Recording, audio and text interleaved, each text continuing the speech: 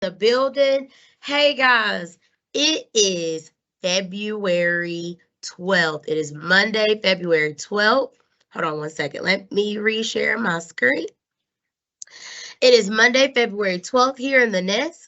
And I am grateful to be here with you all as we continue to hit the mark. And this week, is Love the Bus Week. So we want to make sure that we're showing extra love to our bus drivers as they make sure you arrive to school safely and you go back home safely every single day, guys. So let's go ahead and get started, friends. On a scale of Taylor Swift, I left my girl up here for today. On a scale of Taylor Swift, how are you feeling today? How are you all feeling? Well, I know I watched the game last night. So I may be just a tad bit sleepy, but I'm still excited about being here. So I think I'm a number 6. Yep, feeling like a number 6 today. How are you feeling today? Please look to your partner, your table partner, or your shoulder partner, and let them know how Swifty are you feeling today. How Swifty are you feeling today? Make sure you're talking to your partner.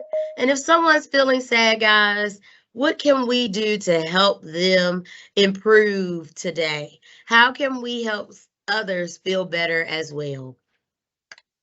All right, let's keep it moving. We want to go over our Fairview 5. Number 1, actively listen to the speaker. Number 2, keep your hands and feet to yourself. 3, clean up your area.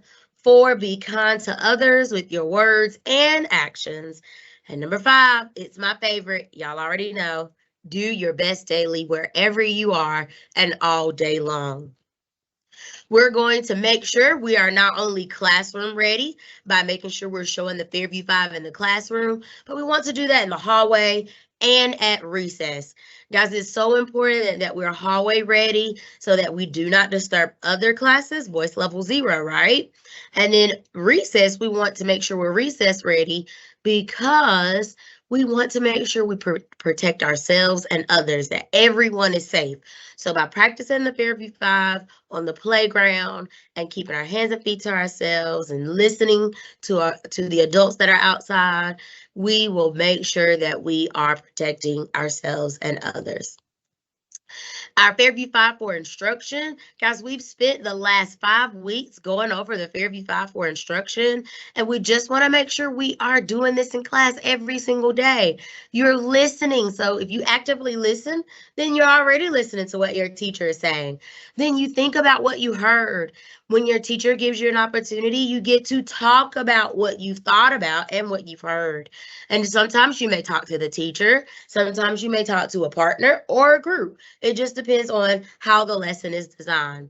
Then once you talk about it, you reflect, you think about what you've heard, what new ideas you may have, and then you take all that new learning and you complete a task, you create something. So guys, we want to make sure we're doing this every single day in all classes. Some days you may just listen and think. You may not get an opportunity to talk. Some days you may listen, think, talk, and you may not get a chance to reflect or create. But at some point in the week, you're doing all 5 of these things. And it's going to help us improve our academics and sometimes even our behavior. Because if you're listening, thinking, talking, reflecting, and creating on what is being learned, then you don't have time to do other things as well. All right, so you already know where Miss Fuller is going next. It is yearbooks. Yearbooks, guys, they are on sale. As of Friday, we have sold 47 books, and we have a goal to reach, and I need your help.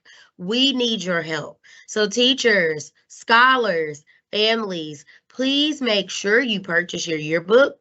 Again, we will not have any yearbooks for sale in May, in June. Yearbooks are on sale right now for $20. So make sure you get yours. Friday, we had a lot of sales, and I'm so thankful to those scholars and parents who were able to purchase their yearbook on Friday. But you will have a chance because you can just click the link online on Dojo or remind your parents. And when you come to the game on Wednesday, you can purchase your yearbook there as well. $20, guys. Get yours. All right, so we are studying different African Americans this month, and one of my favorites is Amanda Gorman. Amanda Gorman. Amanda Gorman is a poet and an activist. So let's just take a moment to listen to this young lady. Mr. President, Dr. Biden, Madam Vice President, Mr. Emhoff, Americans, and the world. When day comes, we ask ourselves, where can we find light in this never-ending shade? The loss we carry, a sea we must wade. We've braved the belly of the beast. We've learned that quiet isn't always peace. In the norms and notions of what just isn't always just is. And yet the dawn is hours before we knew it. Somehow we do it. Somehow we've weathered and witnessed a nation that isn't broken, but simply unfinished. We, the successors of a country and a time where a skinny Black girl descended from slaves and raised by a single mother can dream of becoming president, only to find herself reciting for one. All right, so Amanda Gorman is a young lady who was able, I'm sorry guys, who was able to stand before the entire world, and she recited a poem for our President Joe Biden and Vice President Kamala Harris. And she was only 22 years old, guys. Did you hear that? She was only 22 years old, and she's the youngest poet in American history that has been able to do that. So she was 22 when she stood before the world and recited the poem that I just showed you. Like I said earlier, she's a poet, she's an activist. And one thing about her that I found very interesting, Amanda has a speech impediment. That means it's hard for Gorman to say certain letters of the alphabet. One letter that's very hard for her to say is the letter R. But when she realized, and when her parents and her teachers realized that she had this speech impediment, but she also had a love for speaking in front of crowds, she began as a child practicing out loud and in front of her classroom and other large crowds because she wanted to improve. So she had a goal. She knew what she needed to do to improve. She had others to help her. And now look at her, the youngest poet ever to speak in front of a crowd at the inaugural ceremony for President Joe Biden and Vice President Kamala Harris. So she's also written 2 books.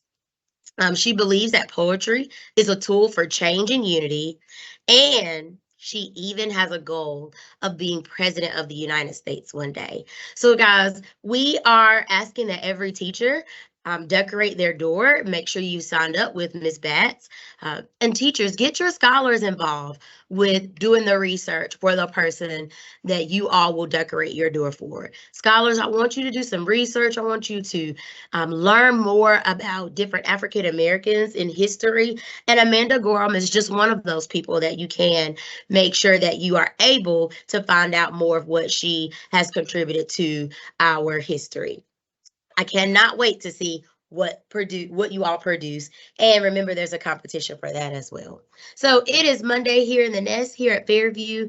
I need you to put your cell phones away. Make sure they're in your book bag so that we can lessen all distractions. Voice level what, guys? 0 when traveling through the hallway so you do not distract others.